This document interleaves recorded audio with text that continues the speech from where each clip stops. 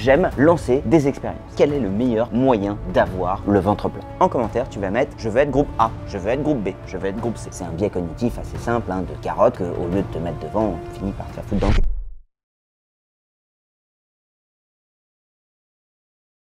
Et salut, c'est Major Mouvement. Aujourd'hui, une vidéo pépite de la moustache. Est-ce que tu t'es déjà demandé quel était le meilleur moyen d'avoir le ventre plat? Alors si jamais tu n'es pas abonné à ma chaîne YouTube, je suis kinésithérapeute et j'aime lancer des expériences. Écoute bien, parce que cette expérience, ça va être toi le sujet. Alors si vous êtes comme moi, passionné par le corps humain, vous êtes d'accord avec moi que le ventre plat, c'est un peu plus compliqué que je fais...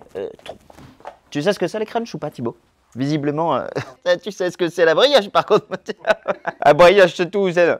Bref, que de faire des crunchs, c'est un peu plus compliqué que ça pour avoir le ventre plat. Dans cette vidéo, j'ai pour ambition de faire une étude comparative pour savoir quel est le meilleur moyen d'avoir le ventre plat. Le micro qui frotte. J'ai senti que tu as voulu m'étrangler, ça c'est parce que j'ai fait la blague de la brioche. En gros, trouver quel est le meilleur moyen d'avoir le ventre plat et peut-être avoir le prix Nobel de santé. Alors, sois attentif, parce que c'est vous qui allez participer. Parce que rappelle-toi, moi je me suis déjà fait auto-expérience de 30 jours d'abdos. C'était vachement bien, tu vas adorer. Franchement, faire 30 jours d'abdos, c'est génial. Motive-toi pour faire cette étude. Je t'explique les détails de l'étude juste à la fin pour savoir comment participer et comment le réaliser.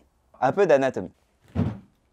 Tout d'abord, je suis désolé de te décevoir. Malheureusement, on ne peut pas décider de là où on perd du ventre. Un peu d'explication sur la perte de poids. Est-ce qu'on obtient un ventre plat grâce au renforcement musculaire des abdominaux? Non. Du coup, ta vidéo, elle sert à rien, Greg. Alors oui, mais non quand même. Parce que un petit peu quand même, en fait, qu'on obtient quand même un ventre plat un peu grâce à l'activité sportive. Je t'explique. Comment est-ce qu'on obtient un ventre plat? C'est très simple en fait. Tu vas augmenter ta dépense énergétique, faire plus de sport, plus de mouvement, plus de respiration, notamment grâce au sexe. Ou par le déficit calorique. Manger un petit peu moins. Ah brioche, c'est tout, Mais ça, en fait, c'est le principe de base. Moi, ce qui m'intéresse, c'est quel est le rôle des abdominaux, qui est donc un rôle secondaire, si jamais tu respectes bien le fait de faire du sport et de manger un peu moins pour perdre du ventre. Je m'explique. Malheureusement, il n'est pas possible de cibler la perte de gras. C'est extrêmement injuste. Tu peux vraiment sentir quand tu fais du sport, notamment quand tu fais des abdos, que tes abdos brûlent, que ça chauffe dans ton ventre, mais c'est juste tes muscles, en fait, qui se congestionnent. C'est pas ton gras qui est en train de mourir. En aucun cas, malheureusement, tu peux décider de choisir la perte graisseuse. D'ailleurs, question, Thibaut, est-ce que tu sais quel est le mécanisme qui nous fait sortir le plus d'énergie? Est-ce que c'est petit A, le pipi, petit B, le caca, petit C, la respiration? La respiration. Putain, tu vois, c'est pour ça qu'on bosse ensemble. C'est la respiration, en effet. C'est toute l'énergie que tu dégages par l'expiration du CO2 qui fait que tu crames le plus d'énergie. Le pipi et le caca, c'est un petit peu moins. Mais du coup, ça sert à quoi de faire des abdos? Alors, faire des abdos, c'est quand même pertinent parce que bon nombre de personnes pensent qu'en faisant des abdos, ils vont pouvoir perdre du ventre et du coup, ils font du sport. Donc en fait, en leur mentant un peu sur la forme, on arrive quand même à avoir le fond étant le but principal, qu'ils bougent et qu'ils fassent du sport. C'est un biais cognitif assez simple de carotte qu'au lieu de te mettre devant, tu finis par te la foutre dans le cul. Et du moment que tu prends la carotte d'une manière ou d'une autre, tu bouges. Mais cela dit, faire du sport, c'est quand même bien. Et c'est là où on en vient au vrai but de mon étude. On peut tout à fait imaginer que quand on a des abdominaux qui sont plus développés, plus toniques, ça va quand même faire rentrer un petit peu le ventre. Et c'est ça qu'on va chercher à évaluer. Quel est le mode de contraction des abdominaux qui tonifierait le plus le ventre en plus de la perte du gras? Un peu d'explication sur l'anatomie. L'anatomie des abdominaux notamment. Les abdominaux, c'est 3 grands muscles. Tout d'abord, ceux que tu connais bien, les six-packs, à savoir le grand droit, qui part des côtes, qui descend droit devant, qui va jusqu'au pubis.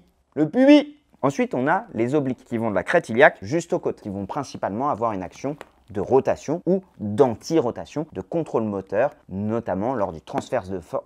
Oh merde!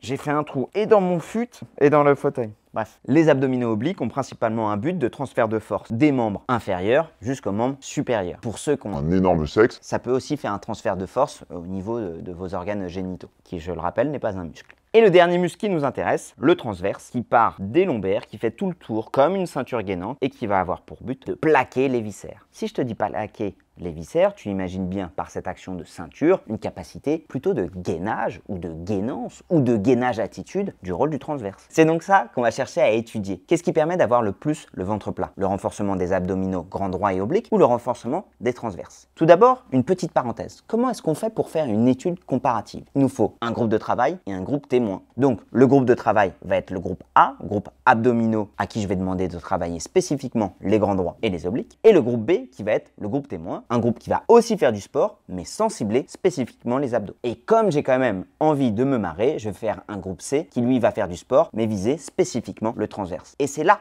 où tu rentres en jeu. Je vais poster demain sur mon compte Instagram un appel à participer à cette étude. Tu vas te connecter sur mon compte Instagram que je vais mettre juste là. Major Mouvement, en même temps c'est mon nom de scène. Et lorsque je vais poster mon post, en commentaire, tu vas mettre « Je veux être groupe A, je veux être groupe B, je veux être groupe C ». Groupe A, les abdos. Groupe B, le groupe témoin. Groupe C, le transverse. Je vais faire un tirage au sort. Je vais prendre 10 participants par groupe. Je vais vous donner le programme sportif dans 3 minutes pour participer. Vous allez réaliser les exercices. Et au bout des 6 semaines, on va comparer qui a eu les meilleurs résultats. Pour ça, je vais vous donner les critères d'évolution. Le poids, je m'en bats les steaks.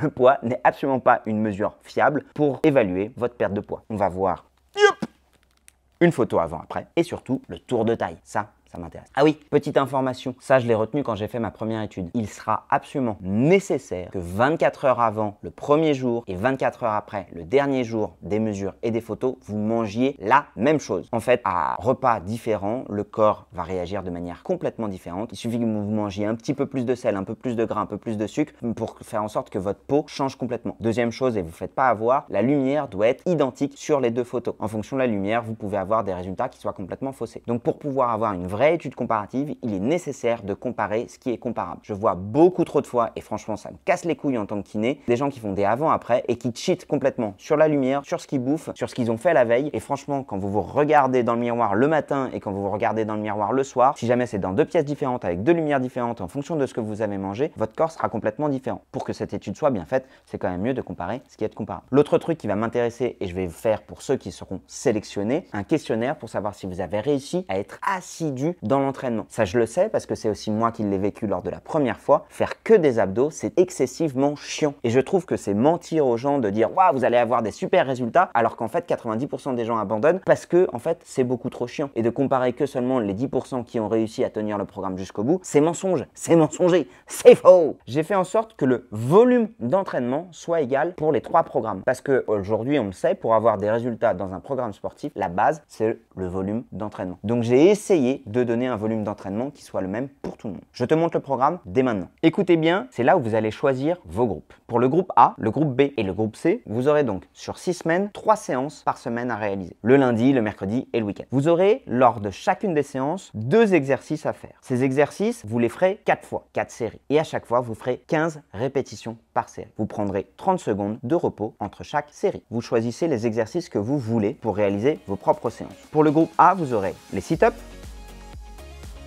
le portefeuille, le cycliste, le main-pied.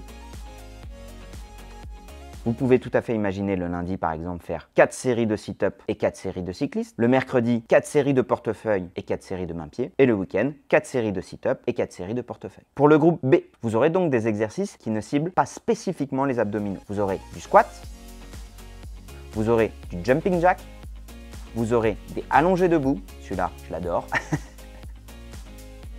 Vous aurez des fentes arrière plus boxeur. Pour information, tous ces mouvements sont dans mon livre. Si jamais vous voulez un vrai programme de renforcement musculaire et de remise en charge globale de 8 semaines, vous l'aurez dans mon livre si jamais vous avez envie de vous remettre en forme. Et enfin, le groupe C, des exercices un peu plus doux où on va cibler spécifiquement le transverse. Vous aurez donc du bird dog, du dead bug,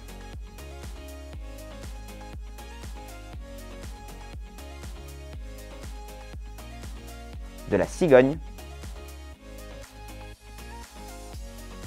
et l'exercice de la buée.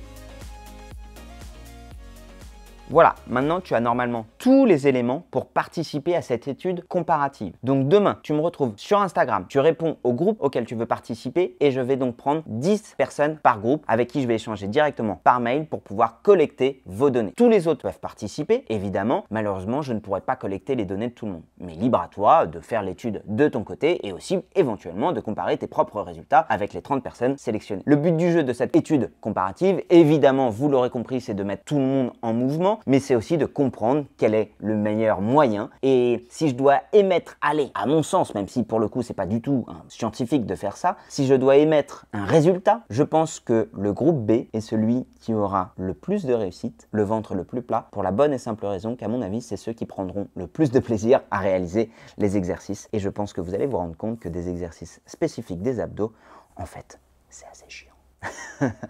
On se retrouve donc dans 6 semaines. Bon, il y aura d'autres vidéos avant. Ah, évidemment, si tu n'es pas abonné et que tu aimes les expériences scientifiques, dis-le moi. C'est des expériences qui me demandent un peu plus de boulot, un petit peu plus d'écriture, ne serait-ce que sur de la collecte de données et pour organiser tout ça. Donc, je compte sur toi pour mettre un méga like si jamais ça te plaît. Ça fait plaisir. On se retrouve dans 6 semaines et du coup, à demain sur Instagram. Salut!